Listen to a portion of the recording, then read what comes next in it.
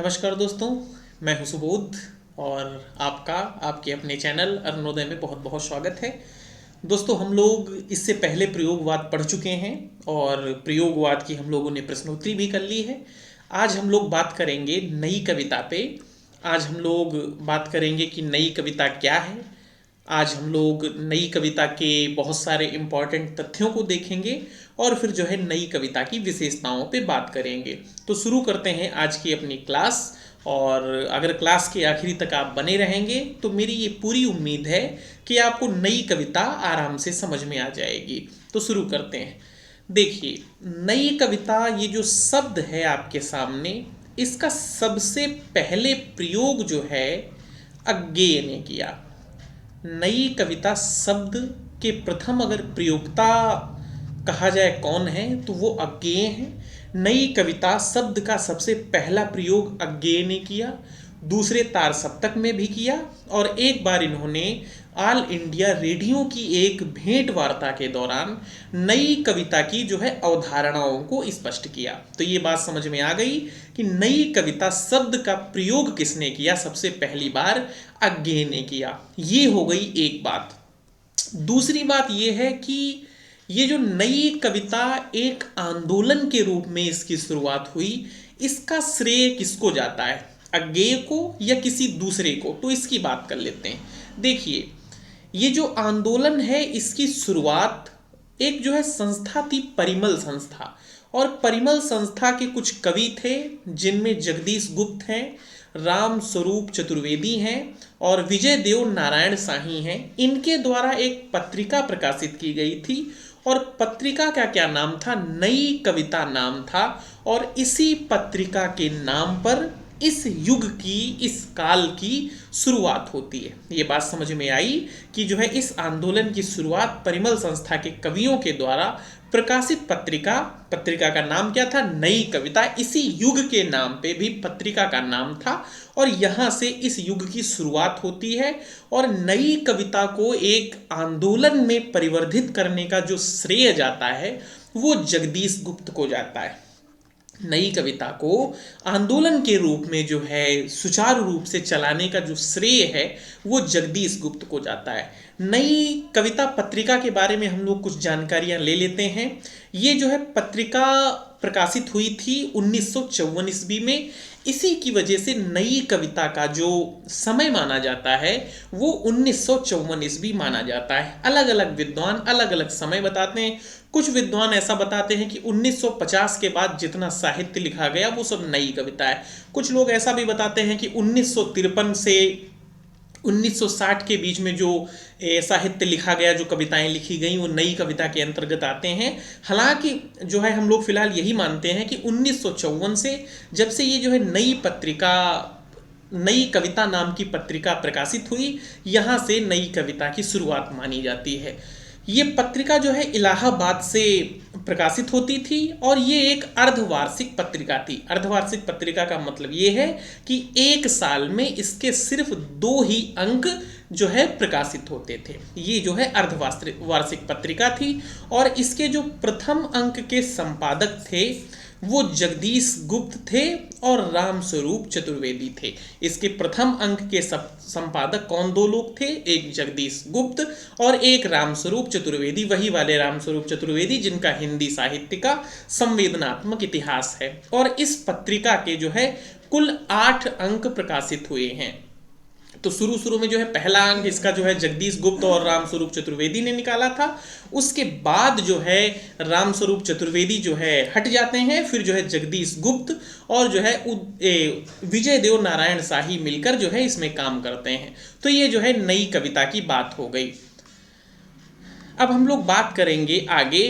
तो देखिए, अज्ञेय जो थे वो ये जो प्रयोगवाद शब्द था इससे हमेशा असहमत रहते थे। वो चाहते थे कि जो है मेरे काल को जो है नई कविता से संबोधित किया जाए या हम लोगों को प्रयोगवादी कवि न कहकर नई कविता का कवि कहा जाए। तो अज्ञेय प्रयोगवाद से हमेशा असहमत रहते थे और उन्होंने प्रयोगवाद की जगह नई कविता को ही चुना। खुद को जो है प्रयोगवादी कवि वो जो है नहीं कहलवाना चाहते थे। उनका ये मन था कि हम लोगों को हमारे वाद को नई कविता के नाम से जाना जाए। और अज्ञेय का ये कथन है, ये कथन किसका है भैया? अज्ञेय का। अभी जो है कथन हम लोग पढ़ेंगे क्या है। अज्ञेय कहते थे कि प्रयोग का कोई वाद नहीं होता, प्रयोग का कोई वाद नहीं होता, ठीक इसी तरीके से कविता का भी कोई वाद नहीं होता। हमें प्रयोगवादी कहना उतना ही सार्थक या निरर्थक है जितना हमें कवितावादी कहना। तो जो है अज्ञेय प्रयोगवाद शब्द से जो है संतुष्ट नहीं थे, इससे असहमत थे। वो खुद को जो है नई कविता के अंतर्गत जो है अपने आप को देखते थे, अपने युग को जो है नई कविता जो है नाम से वो संबोधित करवाना चाहते थे। अब हम लोगों के पास जो है कुछ विद्वानों के नई कविता पे विचार हैं। हम लोग देखेंगे कि कौन सा विद्वान नई कविता के बारे में क्या कहता है। जैसे नंद दुलारे वाजपेयी ने जो है कहा है कि नई कविता जो है वो प्रयोगवाद की क्या है? प्रतिक्रिया है। नई कविता प्रयोगवाद की प्रतिक्रिया मानने वाले विद्वान कौन है? नंद दुलारे वाजपेयी। नामवर सिंह और रामविलास शर्मा ने नई कविता को प्रयोगवाद का छद्म रूप कहा है।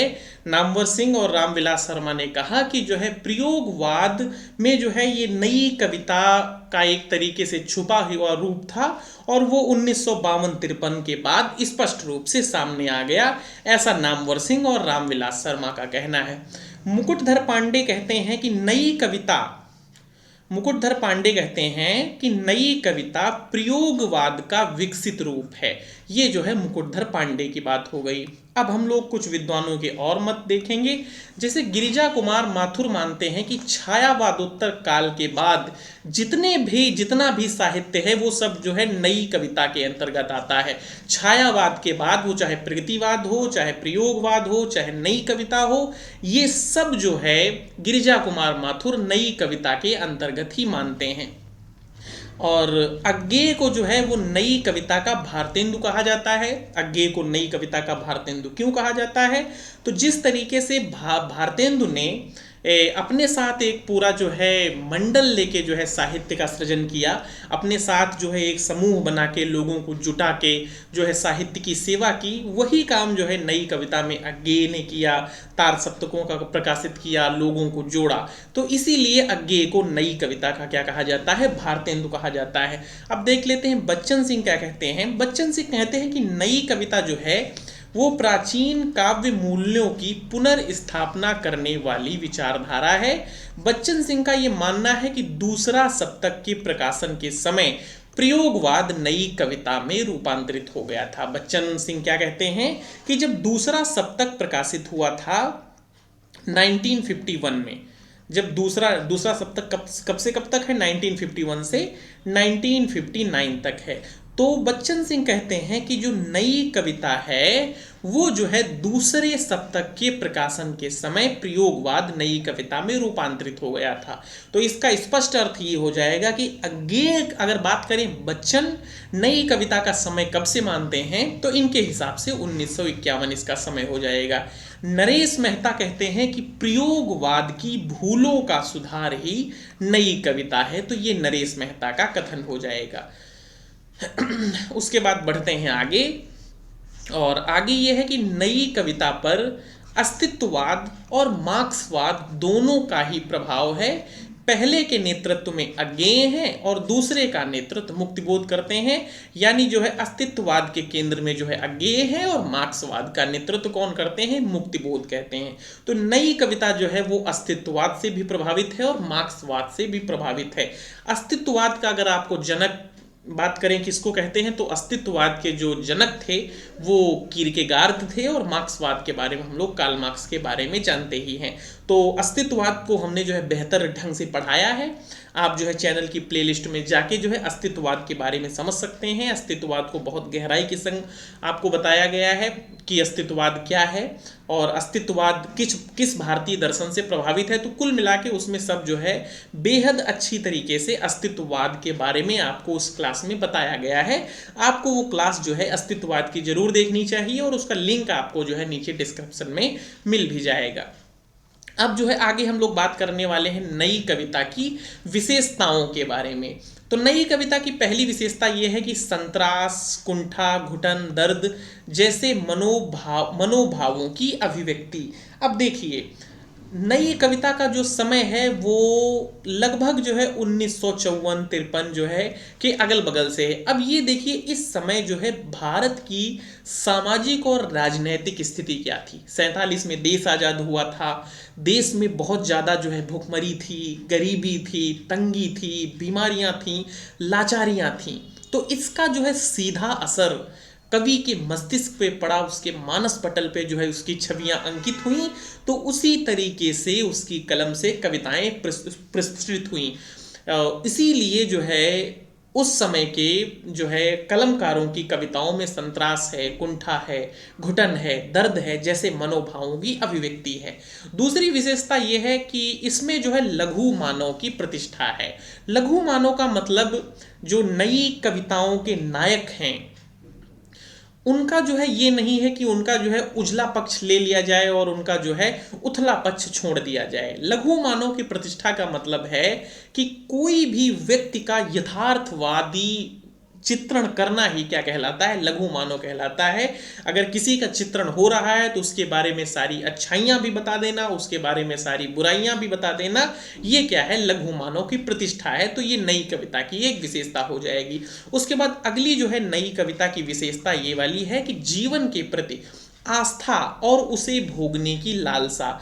अब ये वाली जो विशेषता है, इस वाली विशेषता को देखिए आप, जीवन के प्रति आस्था और उसे भोगने की लालसा, ये एक विशेषता नई कविता को प्रयोगवाद से बिल्कुल अलग कर देती है। कैसे अलग कर देती है?